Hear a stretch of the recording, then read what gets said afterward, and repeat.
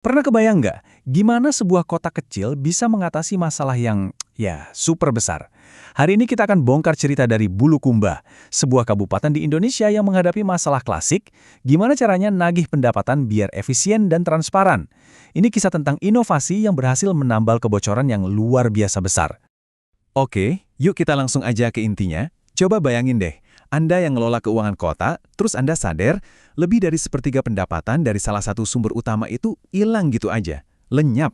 Apa coba yang bakal Anda lakuin? Nah, inilah masalah nyata yang dihadapi Bulukumba. Dan ini bukan angka main-main loh, kita ngomongin 1,2 miliar rupiah setiap tahun.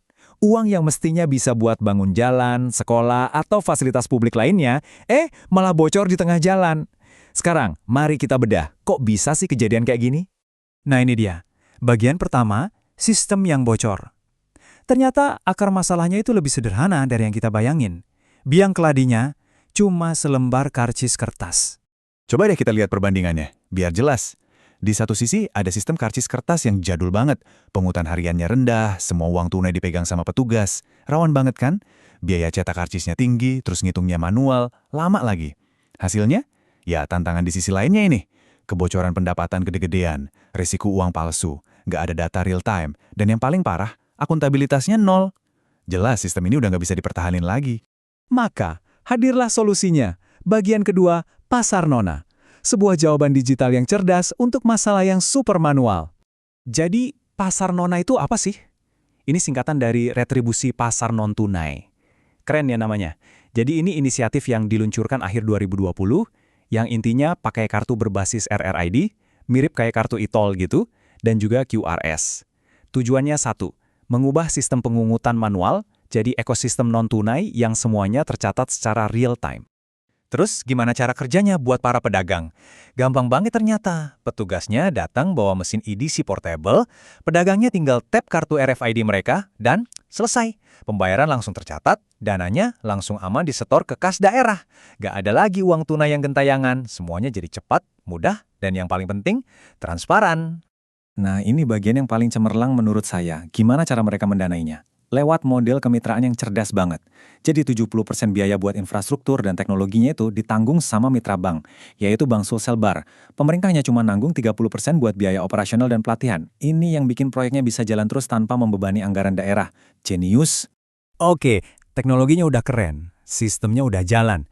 Tapi sekarang kita masuk ke bagian ketiga. Dan ini mungkin bagian yang paling susah. Gimana caranya meyakinkan orang? Mengubah rasa skeptis jadi percaya. Karena secanggih apapun teknologinya, kalau nggak dipakai orang ya percuma. Dengerin deh pengakuan salah satu pedagang ini ngena banget. Dia bilang, awalnya kami curiga, ya wajar lah ya, ada hal baru.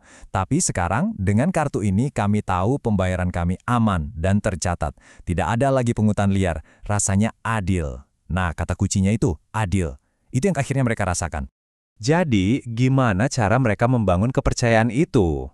Kuncinya bukan cuma ngasih teknologi, tapi lewat pendekatan manusiawi. Mereka turun langsung, ngadain bimbingan teknis atau BIMTEK, bikin simulasi langsung di lapak-lapak pedagang, dan yang penting, mereka gandeng asosiasi pedagang pasar. Dengan nunjukin langsung manfaatnya, ditambah dukungan politik yang kuat dari pimpinannya, mereka berhasil memenangkan hati para pedagang. Oke, ceritanya udah kita dengar. Sekarang, yuk kita lihat datanya, karena data itu nggak bisa bohong kan? Kita masuk ke bagian 4, mengukur transformasi. Mari kita lihat hasil nyatanya. Ini dia hasil utamanya.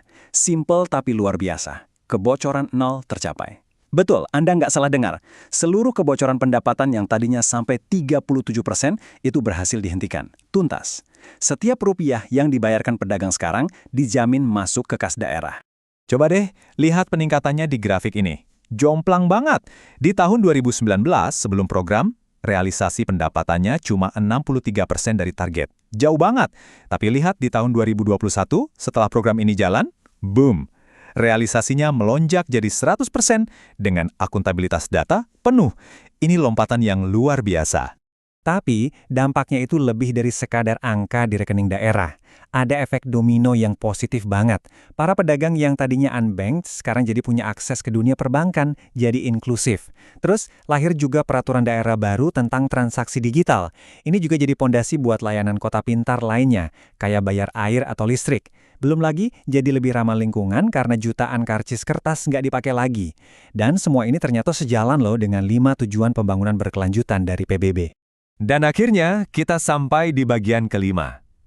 Kisah sukses Pasar Nona di Bulukumba ini bukan cuma cerita lokal yang membanggakan, tapi juga bisa jadi semacam cetak biru atau contekan buat kota-kota lain, dimanapun di seluruh dunia. Jadi pelajaran krusialnya apa? Ada 3 hal penting yang bisa kita ambil. Pertama, high-tech needs high-touch. Teknologi canggih itu wajib dibarengi sentuhan personal yang tinggi. Pelatihan tatap muka itu kuncinya. Kedua, sinergi lintas sektor. Harus ada arsitek dari pemerintah dan mesin finansial dari perbankan yang kerja bareng. Dan ketiga, landasan hukum yang kuat. Peraturan yang jelas itu yang mengubah sebuah proyek jadi sistem yang permanen. Ini semua jadi bikin kita mikir ya, kira-kira peluang tersembunyi apa sih yang bisa kebuka kalau kita berani pakai pendekatan digital di komunitas kita masing-masing? Kisah dari Bulukumba ini membuktikan jawabannya mungkin jauh lebih besar dari yang kita bayangkan. Terima kasih.